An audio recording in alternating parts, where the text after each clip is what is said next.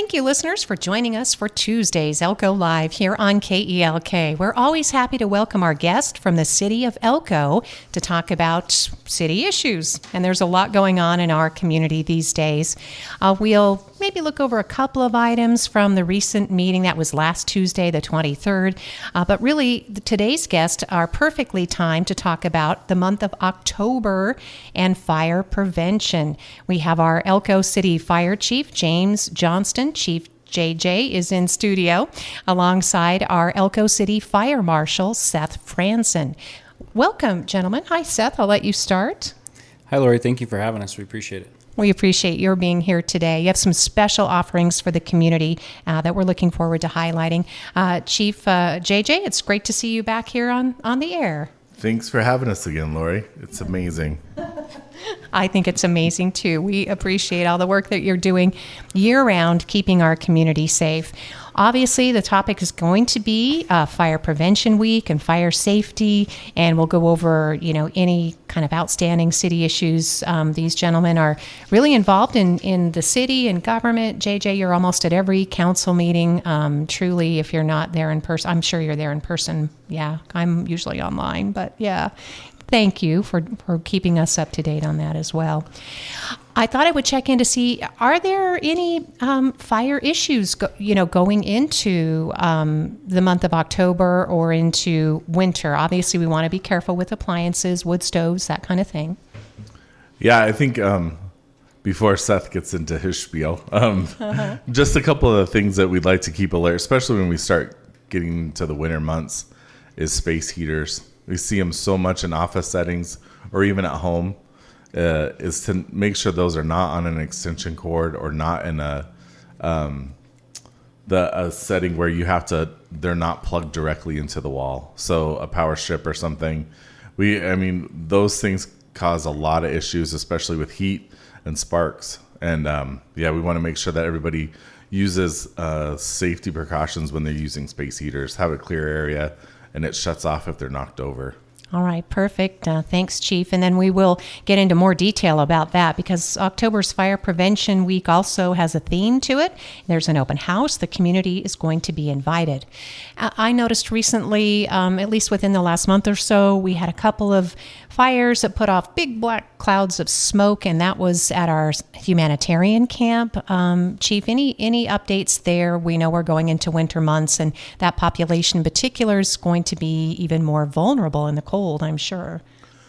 Yeah, and I will say that our incidents tend to go down, ironically, when it's colder. I think because people are more mindful of their cooking and also their heating within the tents, and it's a sticky situation where you have to balance home living and then also living in a tent, right, at the humanitarian camp. So it's tough. It's tough for them to be able to heat their tents and then also remain fire safe. And so we do our best. The best location we have is we're right around the corner from them, but it still doesn't alleviate the fact that someone could get injured or hurt cooking inside a tent.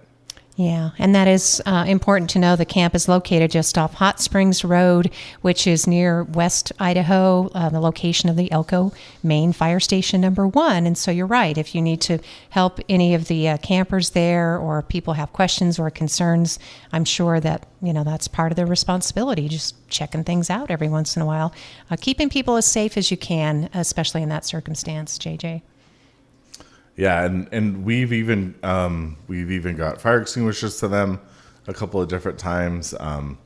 We've tried to do keeping them more of a centralized location so we can access it with a fire truck. They used to all be along the riverfront, so it's nice to be able to go to any incident that occurs.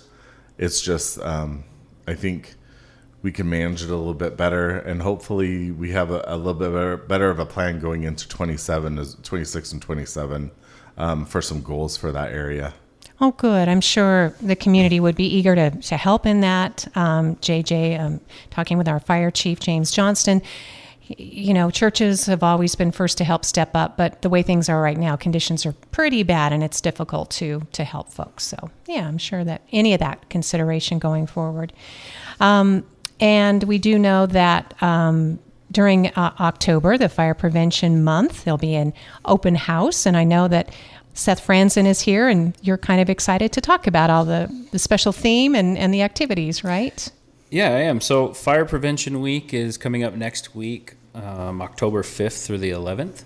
The theme this year is charge into fire safety, and a lot of it is based around safe charging of your devices, especially with all the lithium-ion batteries that we have in everything. If you think about it, they're in our phones, they're in cars now, right? With so many cars on the road, people are charging them at home, even into small things as our watches and our toothbrushes, right?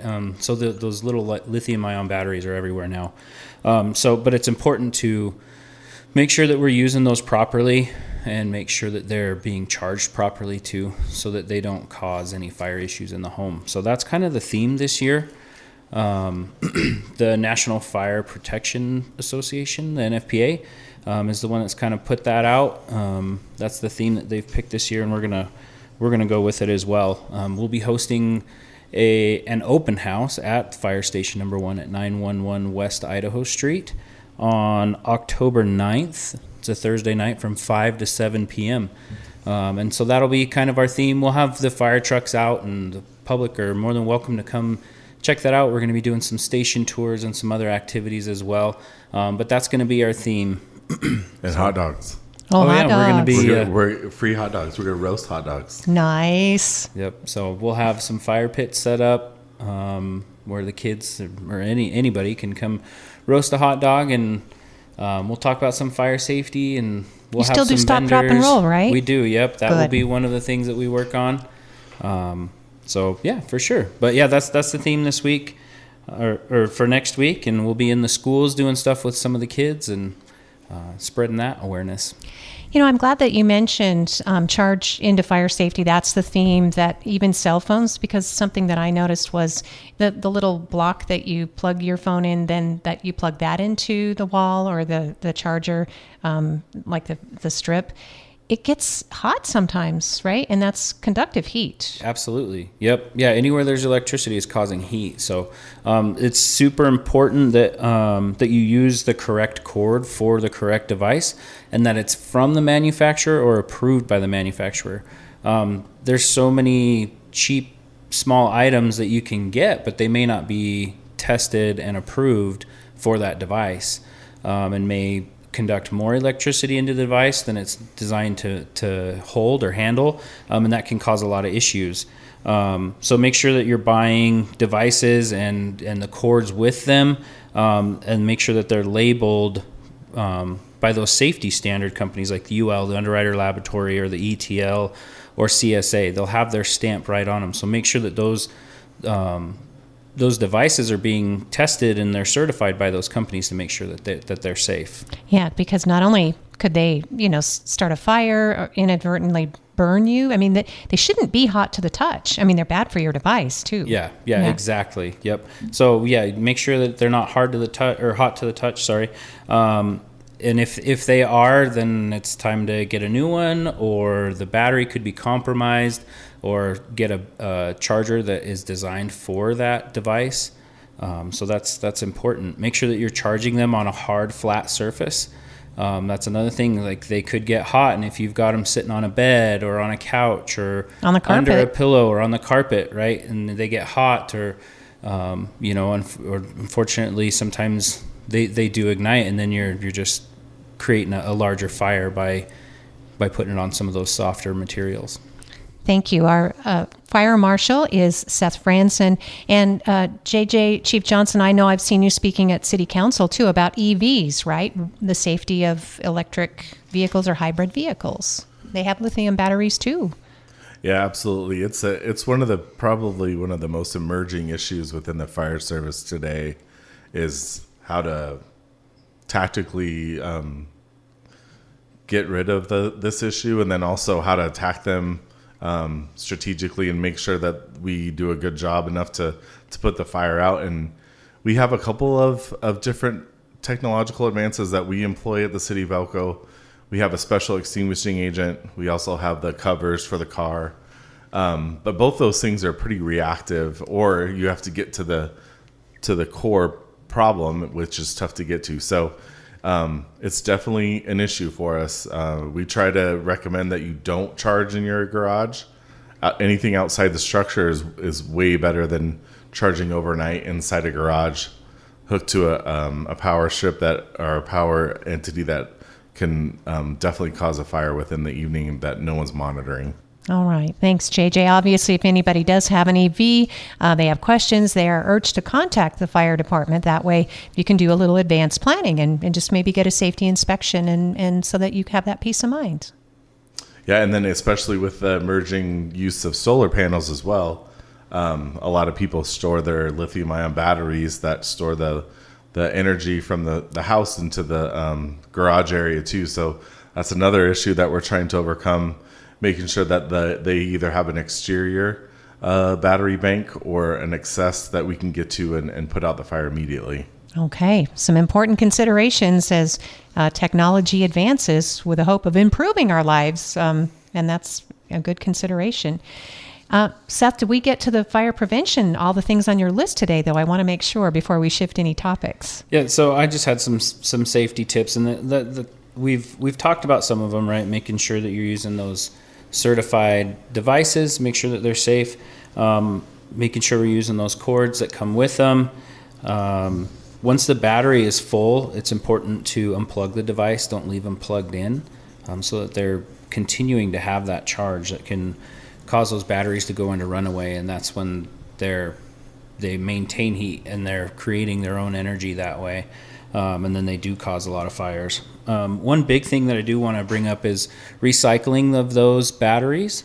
It's important to recycle them and not throw them away in the garbage, especially the lithium-ion batteries. If they end up in the landfill, they do cause fires, and our landfill has had a few of those fires that have been caused by lithium-ion batteries being thrown away in the trash. So make sure that if you do have a battery that isn't working properly or it's been compromised, that we're recycling those. Home Depot is a drop-off location for lithium-ion battery recycling. And the landfill will also take them as well. Just make sure that you declare them at the scale house before you go in, and then they can handle them from there and make sure that they're being taken to a proper recycling facility, and that way they're not causing further issues in the landfills. And then also Home Depot is a partner in our prevention night too, so they're going to be there along with actually JCPenney is going to do a short little project with the kids as well. So they're going to have a booth along with NDF, BLM. And our Forest Service partners that we're going to have them with a booth as well. Oh, that's really good to know. And then just reminding people the batteries, they can be the teeny tiny lithium batteries in addition to, every lithium battery, right? Yep. Okay. Yep. All right. Should not be tossed in the trash. Correct. Yes. Okay. All right. Important to know.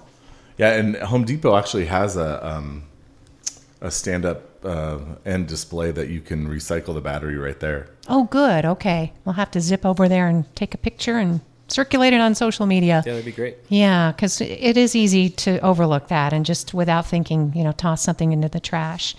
So these are our partners, obviously, in fire prevention. October is Fire Prevention Month, and we're talking to our Fire Marshal, Seth Frandsen, alongside our City Fire Chief, James Johnston, who's known as JJ to most people in the community.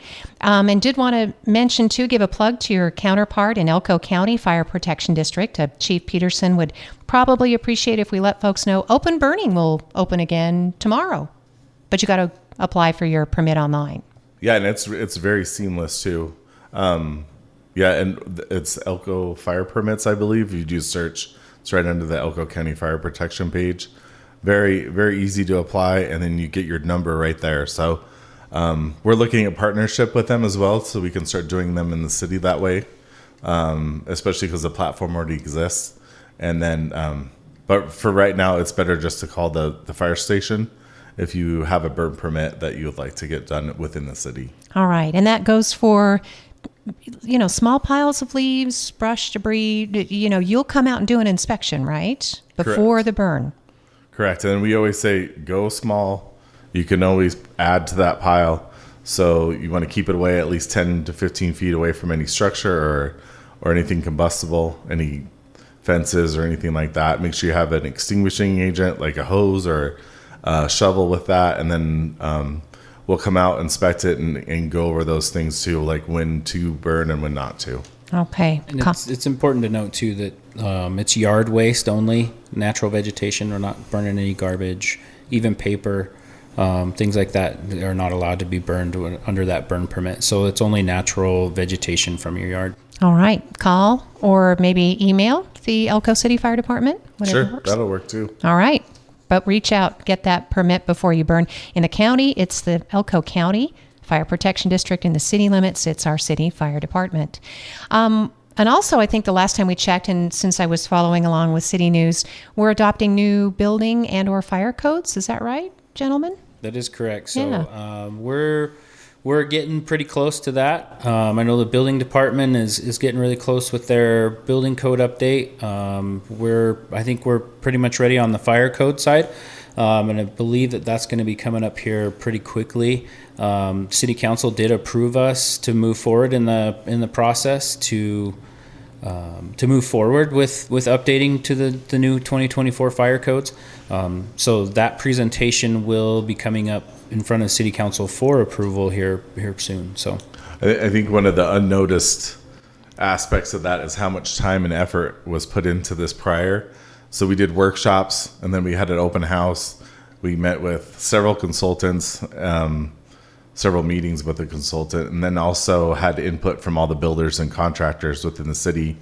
It was really it was cool to kind of see everybody come together with the issues. The good thing about the fire code is there's not much changes that we're adopting, and they're focused mostly around lithium battery storage because it's such an issue within the fire service in general. Oh, that's good to know. I was just going to ask what big changes, but it's mostly, again, about the safety and handling of those batteries. Yep. So there's a lot of the new fire code is based on building construction that helps contain those lithium batteries. It increases some of those safety measures if for commercial properties that are storing or using those lithium batteries, especially the large industrial ones, so that there will be stricter requirements around those because they do pose such a higher risk. Okay, thank you. Again, our fire marshal and our fire chief are guests today in for the city in advance of launching the month of October, Fire Prevention Month. Fire Prevention Week opens October 5th through the 11th. The fire station open house is on the 9th from 5 to 7. Hot dogs for everybody and lots of hands-on fun, too. I also wanted to give both the chief and the fire marshal a chance to talk about the first Tuesday event. I think this will be a series, and I think our police chief is helping organize. The topic is Halloween safety. It's Tuesday, October 7th from 5 to 6:30. This will be held at an unusual meeting location, but it gives people a chance to see the Elko Regional Airport Terminal if you haven't been there before. So kind of a big space, and it is fun to visit. You're going to be part of the panel of speakers. Is that right, Chief? Yes, that's what I'm told. All right. So yeah, we're looking forward to it, especially to give out some information about how to be safe on Halloween, and then also maybe some tips to parents on what to look for and how to either be fire safe or police safe. So we're looking forward to interacting with the community. Chief Ward's very, very passionate about that, and I think it'll be a positive event that we can do on the first Tuesdays. yeah, I think he's really excited about, again, just collaborating with all the agencies. There'll be so many different entities there, from the city of Elko to our fire department, the county sheriff's office, Carlin Police Department, I believe, is coming over. We have West Wendover Police and Juvenile Probation will be there, our district attorney. So, even Nevada Department of Wildlife. So I'm just looking here, I think NHP and quite an impressive list. It'll be representatives from Great Basin College. So, hey, it'll be a real community thing on Tuesday, October 7th. So the fire department will be part of that as well. Just looking, checking the time. Wanted to make sure we're getting to all the topics today.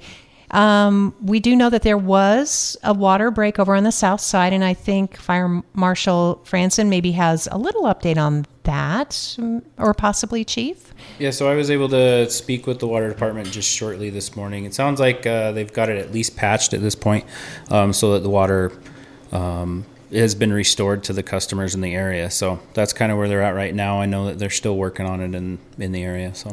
And obviously, if anybody on the south side has any question or concern, just reach out to the Public Utilities Department and they'll check things out. That's most important. Let's see here.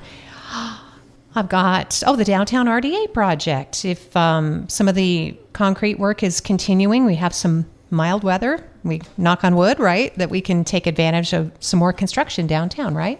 Yeah, so right now, I believe yesterday they started milling up Railroad Street between 4th and 5th.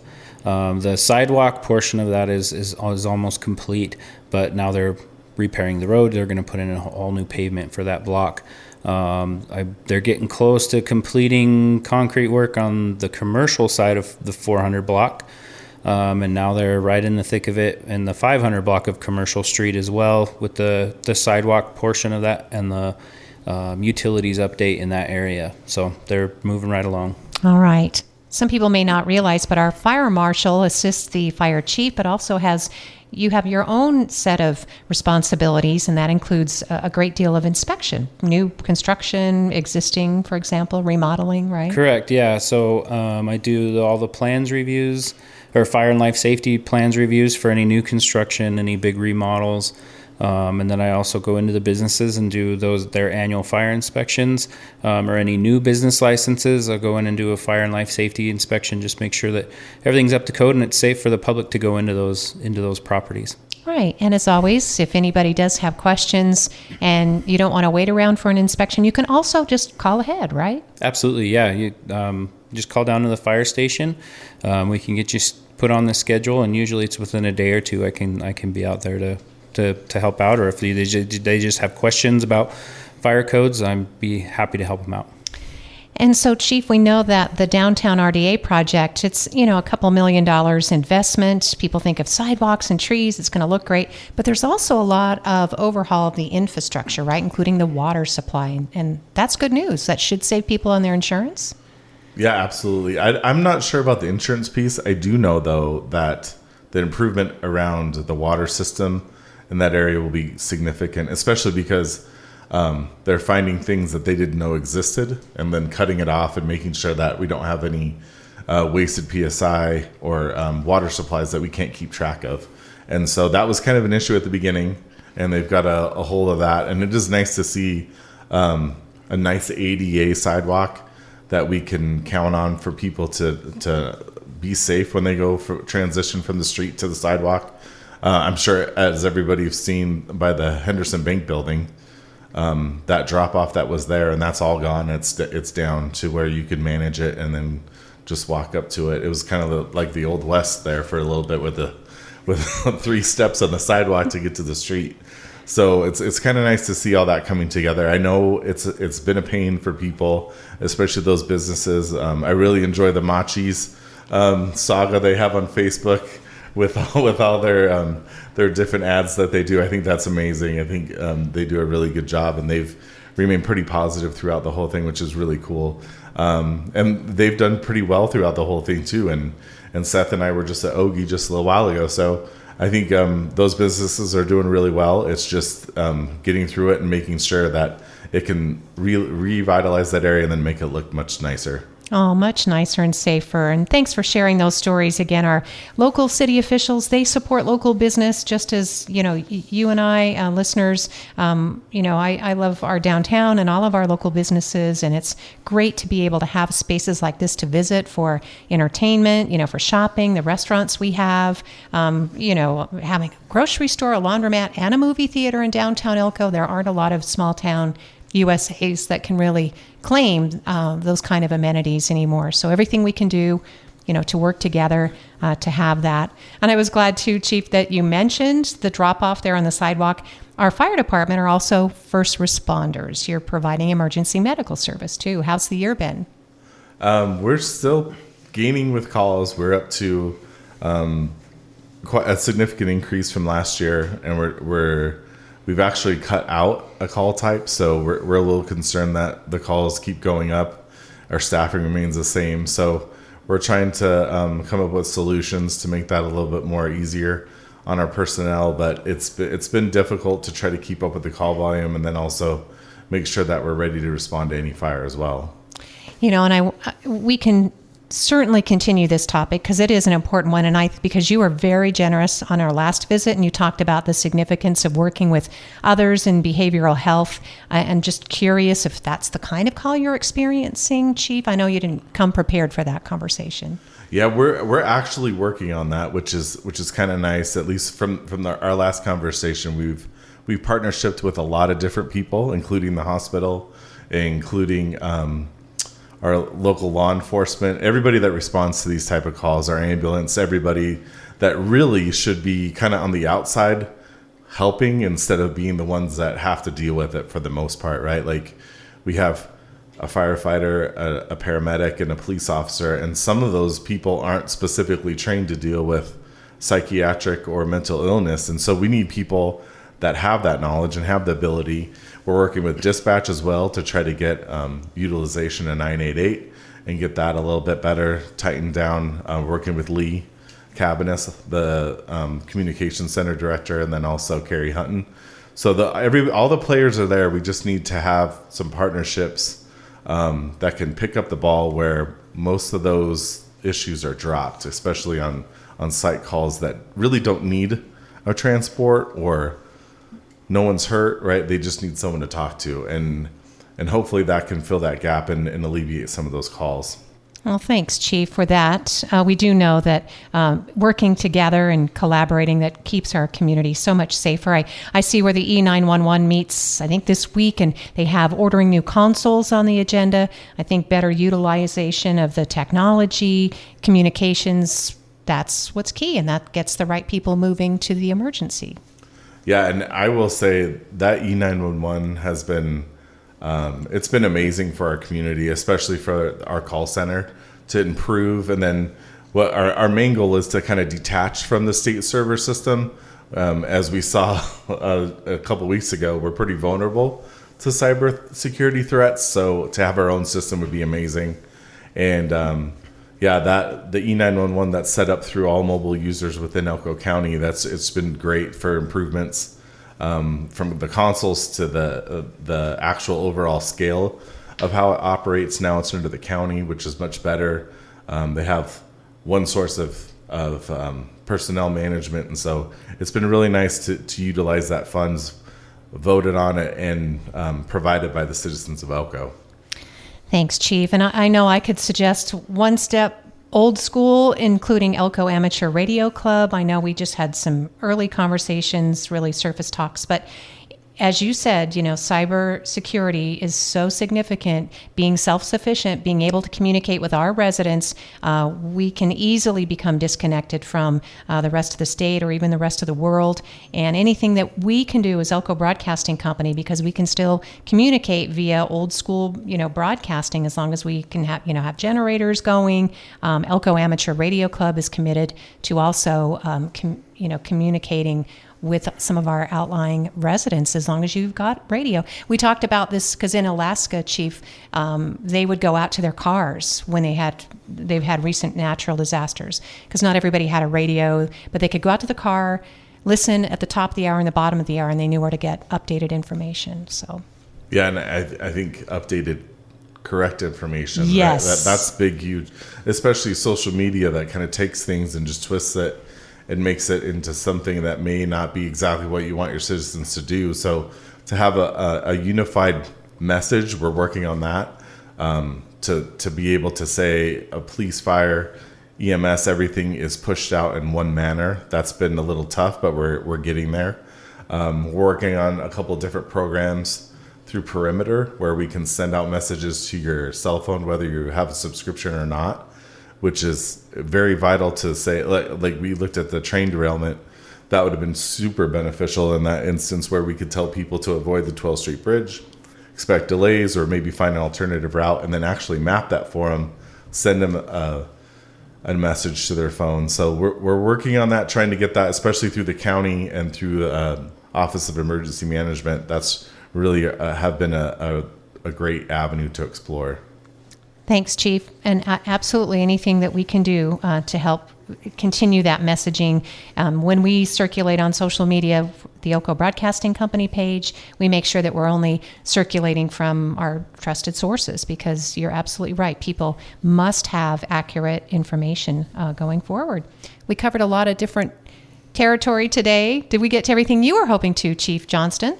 No, I think we're good. I think, we covered Socktober, and we covered all the things that we're going to come and have at the fire station. We're welcoming everybody. Looking forward to having a lot of people. We're going to open up our upstairs so we can run kind of people through like a maze. Oh, fun. And then have them crawl low and smoke and stop, drop, and roll and go to a meeting place. So, we're looking forward to it. Those are the living quarters upstairs. Not everybody gets to visit those, so there's an opportunity. So it'll be a spooky place, is what you're saying. Yeah, I don't think it'll be that spooky. I mean, good, okay. A couple of our firefighters will probably dress up, so it won't be that spooky. Okay, that'll be fun. That's always something to look forward to. And then our fire marshal, Seth Frandsen, we want to make sure we got to all your safety topics today and what you were hoping to include. Yeah, just wanted to get the word out about charging in the safety or fire safety for Fire Prevention Week coming up. Another thing coming up is time change is coming up here on November 2nd. So get ready to change the batteries in your smoke detectors and your carbon monoxide detectors so that they're ready to go at all times. Spring forward, fall back. So you'll be setting the clocks back. Gosh, remember that was a big legislative issue and nothing came of it. Just like so many things that we get all worried about. Yeah, it's the unforeseen circumstances that kind of shoot things down. Yeah, definitely. So I'll make just a quick plug in closing. I know we'll get an update. City Council does not meet today. They've got plenty to keep them busy. But going forward, Arts and Culture Advisory Board meets tomorrow, 4:30 p.m. at City Hall. And among the agenda items, they're going to be looking at the Atlas map, the existing arts and culture sites, and then the future arts and culture sites for the city. So they want to update the master plan to reflect that. There's also discussion, possible action on the Mayor's Arts Awards. They've selected the artists to create the award. Now they're going to look at the award recipients, I think publish some categories and some deadlines for that. But here's the really exciting thing. It looks as though they may actually award or reject. There are two different bids for the 2026 Semi-Quincentennial Art Project. That's the celebration, the 250th next 4th of July. It'll be a nationwide celebration. Elko Arts and Culture is looking at one of two projects, a sculpture to be constructed for downtown Elko. One project was submitted by Great Basin College welding students, and the other is from a Salt Lake City artist. So if you're interested, they're looking for input on that. All the details, the renderings are attached to the Arts and Culture Advisory Board's agenda for tomorrow's meeting. I vote for GBC. Aw. That's awesome. Thanks. I know it's just. I know no one asked me, but no, but there's a consideration there. There really is. Keep there it really local. is. Yeah, exactly. Keeping it local. We're going to keep it local with Elko Broadcasting Company. Thank you, Chief, so much. Appreciate it. And thank you so much to our fire marshal, Seth Frandsen, for being on the radio today. We get to see you at least once a year. Yeah, exactly. We'll make that's twice this year. Yes, exactly. Thank you for having us, Lori. Yes, thank we you. appreciate you very much. Yes, anytime and as often as you like. We appreciate our listeners. Thanks for joining us for today's Elko Live on KELK.